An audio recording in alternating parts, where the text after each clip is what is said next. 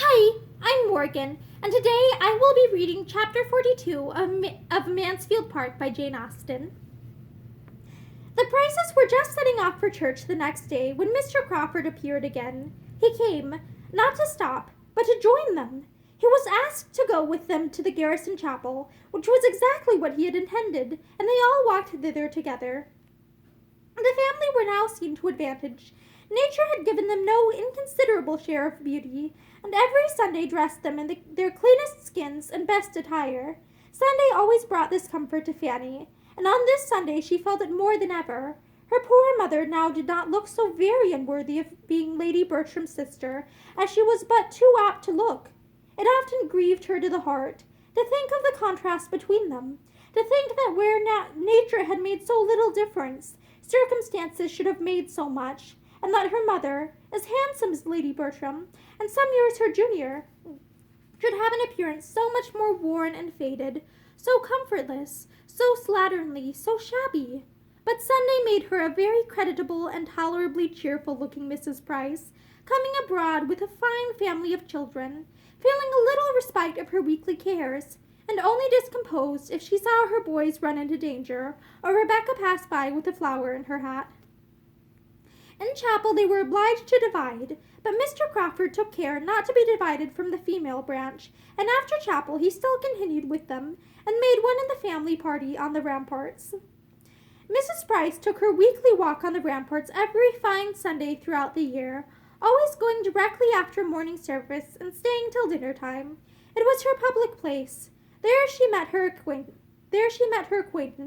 heard a little news, talked over the badness of the Portsmouth servants, and wound up her spirits for the 6 days ensuing. Thither they now went, Mr. Crawford most happy to consider the Miss Prices as his peculiar charge, and before they had been there long, somehow or other, there was no saying how, Fanny could not have believed it, but he was walking between them with an arm of each under his, and she did not know how to prevent or put an end to it. It made her uncomfortable for a time, but yet there were enjoyments in the day, and in the view which would be felt. The day was uncommonly lovely. It was really March, but it was April in its mild air, brisk, soft wind, and bright sun, occasionally clouded for a minute, and everything looked so beautiful under the influence of such a sky, the effects of the shadows pursuing each other, on the ships at Spithead and the island beyond, with the ever-varying hues of the sea now at high water, dancing in its glee and dashing against the ramparts with so fine a sound, produced altogether such a combination of charms for Fanny as made her gradually almost careless of the circumstances under which she felt them. Nay, had she been without his arm, she would soon have known that she needed it, for she wanted strength for a 2-hour saunter of this kind, coming as it generally did upon a week's previous inactivity. Fanny was beginning to feel the effect of being debarred from her usual regular exercise. She had lost ground as to health since her being in Portsmouth, and but for Mr. Crawford and the beauty of the weather, would soon have been knocked up now. The loveliness of the day and of the view, he felt like herself. They often stopped with the same sentiment and taste, leaning against the wall some minutes to look and admire, and considering he was not Edmund, Fanny could not but allow that he was sufficiently open to the charms of nature, and very well able to express his admiration. She had a few tender reveries now and then, which he could sometimes take advantage of, to look in her face without detection, and the result of these looks was, that though as bewitching as ever, her face was less blooming than it ought to be. She said she was very well, and did not like to be supposed otherwise. But take it all in all, he was convinced that her present residence could not be comfortable, and therefore could not be salutary for her, and he was growing anxious for her being again at Mansfield, where her own happiness, and his in seeing her, must be so much greater. "You have been here a month, I think," said he. "No, not quite a month. It is only 4 weeks tomorrow since I left Mansfield." "You are a most accurate and honest reckoner. I should call that a month." "I did not arrive here till Tuesday evening." "And it is to be a 2 months' visit, is not it?" "Yes. My uncle talked of 2 months. I suppose it will not be less." "And how are you to be conveyed back again? Who comes for you?" I do not know. I have heard nothing about it yet from my aunt. Perhaps I may be to stay longer. It may not be convenient for me to be fetched exactly at the 2 months' end. After a moment's reflection, Mr. Crawford replied, I know Mansfield. I know its way. I know its faults towards you. I know the danger of your being so far forgotten as to have your comforts give way to the imaginary convenience of any single being in the family. I am aware that you may be left here week after week if Sir Thomas cannot settle everything for coming himself, or sending your aunt's maid for you, without involving the slightest alteration of the arrangements which he may have laid down for the next quarter of a year. This will not do. 2 months is an ample allowance. I should think 6 weeks quite enough. I am considering your sister's health, said he, addressing himself to Susan, which I think the confinement of Portsmouth unfavorable to. She requires a constant air and exercise. When you know her as well as I do, I am sure you will agree that she does, and that she ought never to be long banished from the free air and liberty of the country. If, therefore, turning again to Fanny, you find yourself growing unwell, and any difficulties arise about your returning to Mansfield, without waiting for the 2 months to be ended, that must not be regarded as of any consequence, if you feel yourself at all less strong or comfortable than usual, and will only let my sister know it. Give her only the slightest hint. She and I will immediately come down, and take you back to Mansfield.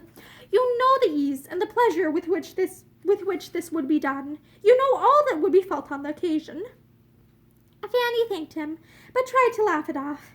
I am perfectly serious, he replied, as you perfectly know, and I hope you will not be cruelly concealing any tendency to indisposition.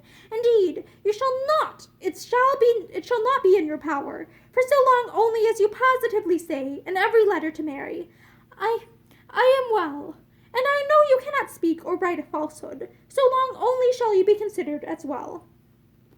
Fanny thanked him again, but was affected and distressed to a degree that made it impossible for her to say much, or even to be certain of what she ought to say. This was towards the close of their walk. He attended them to the last, and left them only at the door of their own house, when he knew them to be going to dinner, and therefore pretended to be waited for elsewhere. I wish you were not so tired, said he, still detaining Fanny after all the others were in the house. I wish I left you in stronger health. Is there anything I can do for you in town? I have half an idea of going into Norfolk again soon. I'm not satisfied about Madison. I'm sure he still means to impose on me if possible, and get a cousin of his own into a certain mill, which I design for somebody else. I must come to an understanding with him.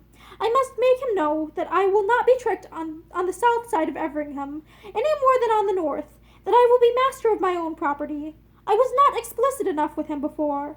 The mischief such a man does on an estate, both as to the credit of his employer and the welfare of the poor, is inconceivable. I have a great mind to go back into Norfolk directly, and put everything at once on such a footing as cannot be afterwards swerved from.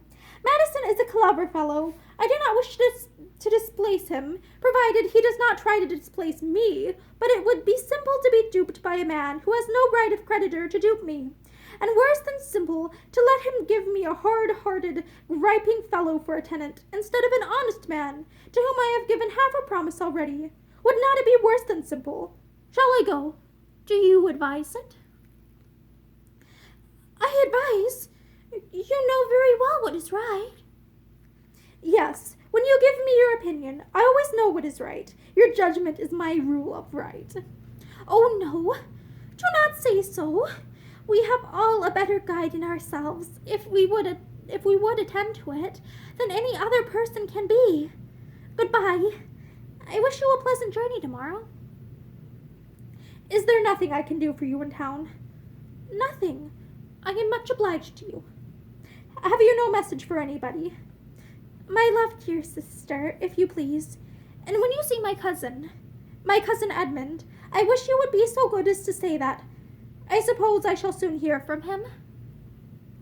Certainly, and if he is lazy or negligent, I will write his excuses myself. He could say no more, for Fanny would be no longer detained. He pressed her hand, looked at her, and was gone. He went to while away the next 3 hours as he could, with his other acquaintance, till the best dinner that a capital inn afforded was ready for their enjoyment, and she turned it into her more simple one immediately. Their general fare bore a very different character, and could he have suspected how many privations, besides that of exercise, she endured in her father's house, he would have wondered that her looks were not much more affected than he found them. She was so little equal to Rebecca's puddings and Rebecca's hashes, brought to table, as they all were, with such accompaniments of half-clean plates, and not half-clean knives and forks, that she was very often constrained to defer her heartiest meal till she could send her brothers in the evening for biscuits and buns. After being nursed up at Mansfield, it was too late in the day to be hardened at Portsmouth, and though Sir Thomas, had he known all, might have thought his niece in the most promising way of being starved, both mind and body, into a much juster value for Mr. Crawford's good company and good fortune, he would probably have feared to push his experiment farther, lest she might die under the cure. Fanny was out of spirits all the rest of the day. Though tolerably secure of not seeing Mr. Crawford again, she could not help being low. It was parting with somebody of the nature of a friend, and though in one light glad to have him gone, it seemed as if she was now deserted by everybody.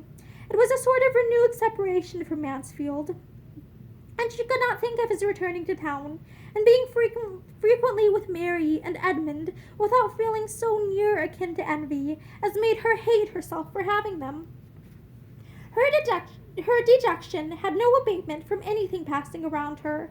A friend or two of her father's, as always happened if he was not with them, spent the long evening there, and from 6 o'clock to 9:30 there was little intermission of noise or grog.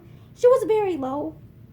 The wonderful improvement which she still fancied in Mr. Crawford was the nearest to administering comfort of anything within the current of her thoughts, not considering in how different a circle she had been just seeing him, nor how much might be owing to contrast. She was quite persuaded of his being astonishingly more gentle and regardful of others than formerly.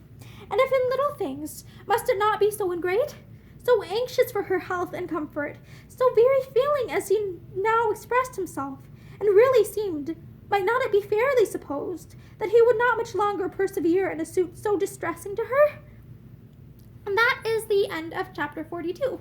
Thank you, and have a great day.